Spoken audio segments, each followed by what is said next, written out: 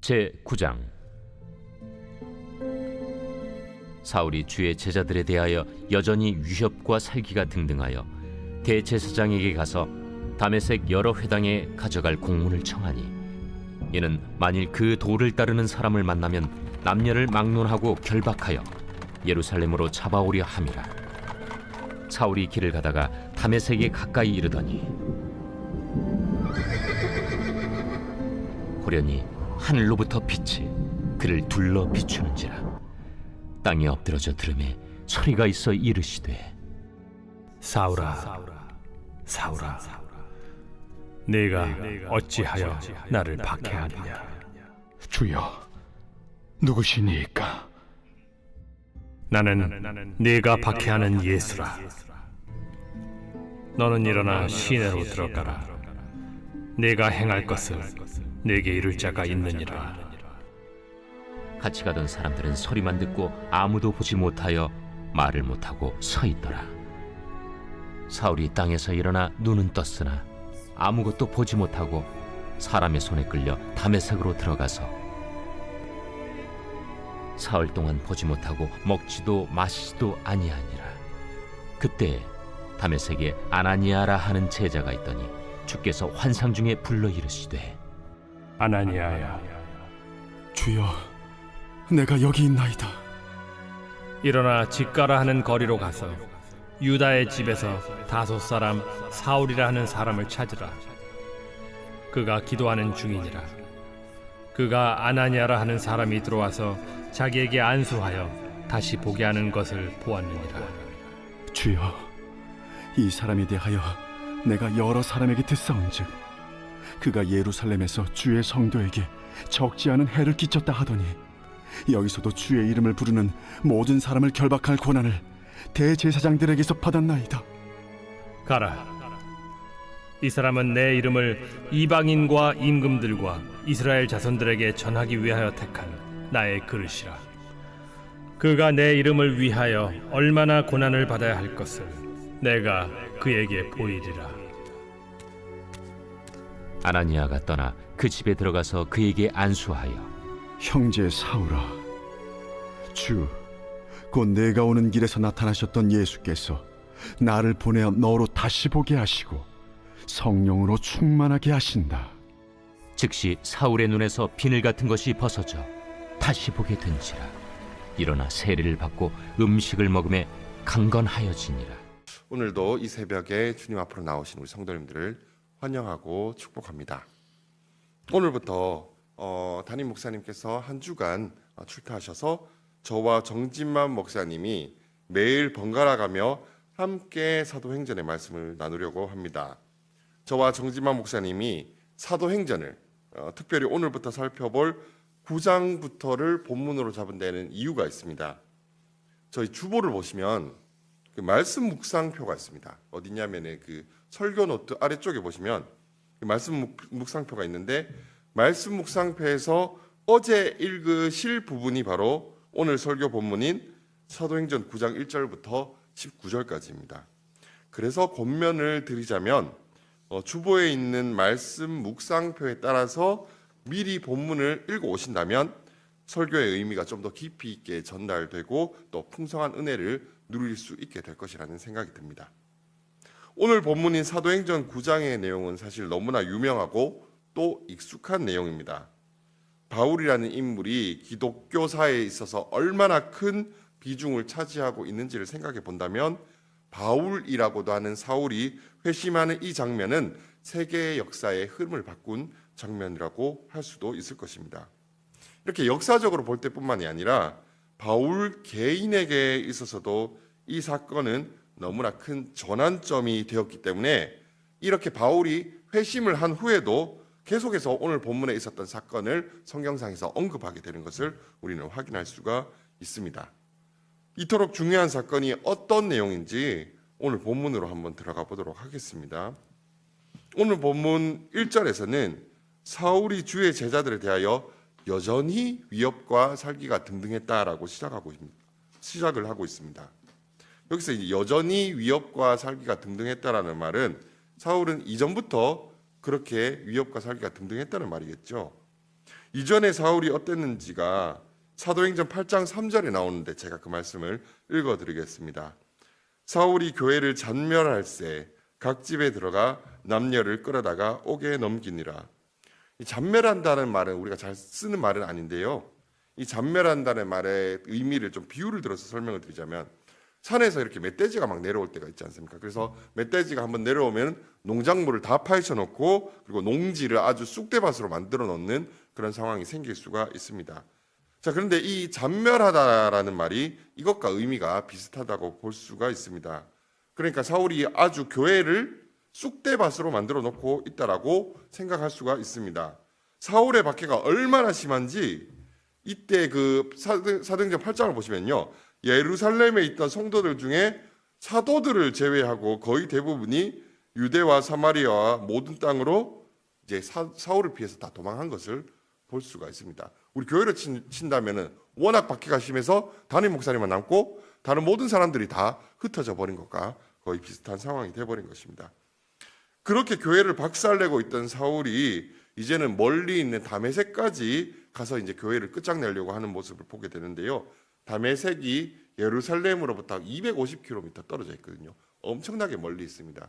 그렇게 본다면은 이 사울이 이렇게 멀리까지 가는 이유는 사실 250km 안쪽에는 이미 쑥대밭을 만들어 놨기 때문에 이제는 원전까지 나가서 그렇게 교회를 못 살게 굴고 있는 것입니다. 이런 것을 보면 정말 사울이 교회를 박해하는 열심이 참 대단하다는 생각을 하게 됩니다.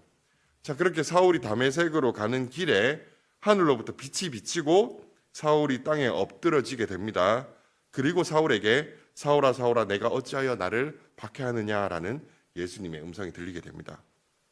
예수님을 믿는 사람들을 박해하는 것을 예수님께서 나를 박해한다고 표현하시는 것을 봤을 때 이 예수님의 말씀을 통해서 우리가 알 수 있는 중요한 사실이 있습니다. 그것은 예수님을 믿는 한 사람 한 사람이 예수님의 몸된 교회라는 사실입니다. 그렇기 때문에 성도 한 사람 한 사람의 고통과 어려움을 예수님께서 모르실 수가 없습니다. 우리의 작은 문제까지도 예수님께서는 깊은 관심을 가지고 바라보고 계십니다. 왜냐하면 그것을 예수님께서는 자신의 문제로 여기고 계시기 때문입니다. 교회가 세상으로부터 손가락질 받는 이때에 교회를 지키고 보호하시는 하나님의 섭리를 생각하면 참으로 큰 위로가 되는 것 같습니다. 그런데 이 본문은 박해받는 그리스도인들에 대한 위로의 말씀이기도 하지만 시작 부분에서부터 언급했듯이 이 사건은 사울 개인에게도 너무나 중요한 사건이었습니다. 그리스도인도 아니고 회심도 하지 않은 죄인 중에 죄인인 사울을 찾아와 주시고 그의 삶을 180도 변화시켜 주신 것을 볼 때 우리 곁에 아직 예수님을 알지 못하는 가족과 이웃들 또한 하나님께서 변화시켜 주실 수 있음을 소망해 보게 됩니다. 자, 그런데 하나님은 우리 주변에 예수님을 알지 못하는 사람들을 어떤 식으로 변화시켜 주실까요? 사울처럼 하늘로부터 빛이 비쳐서 고꾸라지게 할 수도 있겠지만 하나님은 보통은 다른 방법을 사용하시는 것 같습니다. 그 방법이 무엇인지 6절에서 확인할 수 있습니다. 제가 6절의 말씀을 읽겠습니다. 너는 일어나 시내로 들어가라. 내가 행할 것을 내게 이를 자가 있느니라 하시니. 저는 이 말씀이 참 의아하게 들렸습니다. 굳이 번거롭고 힘들게 다른 사람 시키지 말고 그냥 하나님이 계속해서 사울에게 직접 이야기하시면 안 될까요?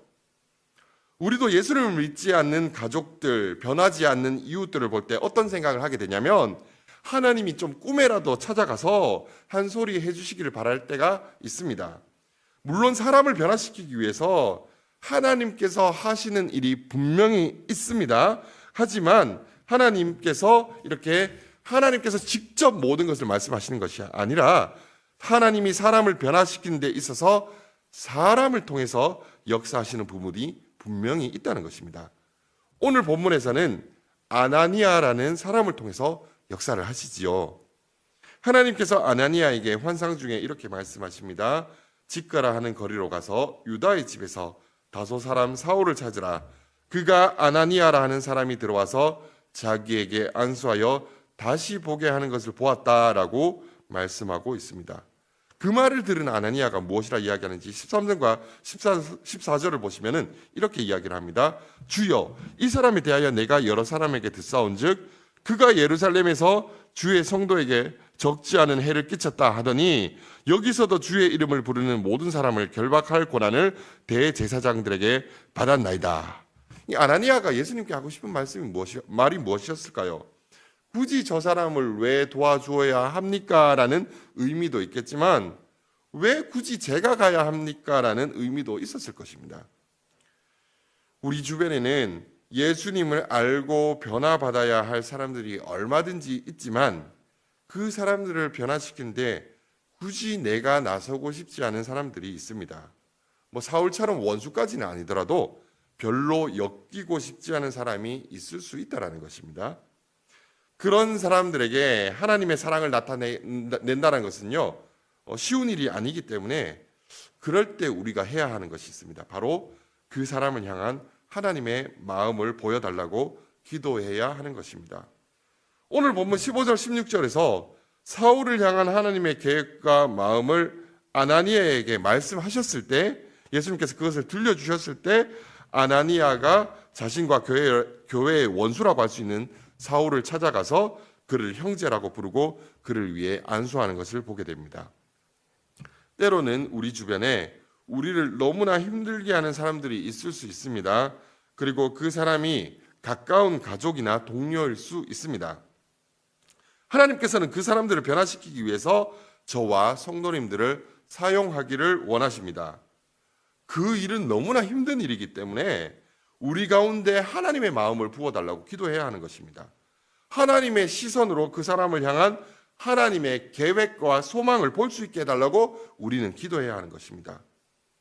우리가 그렇게 해야 하는 이유는 하나님이 그것을 원하시기 때문이기도 하지만 또 한 가지 중요한 이유가 있습니다. 사실 저와 성도님들도 한때는 사울과 같은 사람들이었기 때문입니다. 물론 이 가운데 교회를 박해하고 성도들을 옥에 가둔 사람은 없었을 것입니다. 하지만 꼭 그런 일을 해야만 사울과 같은 사람은 아닙니다. 오늘 본문 3절을 보시면 사울이 길을 가다가라고 말씀하고 있는데요.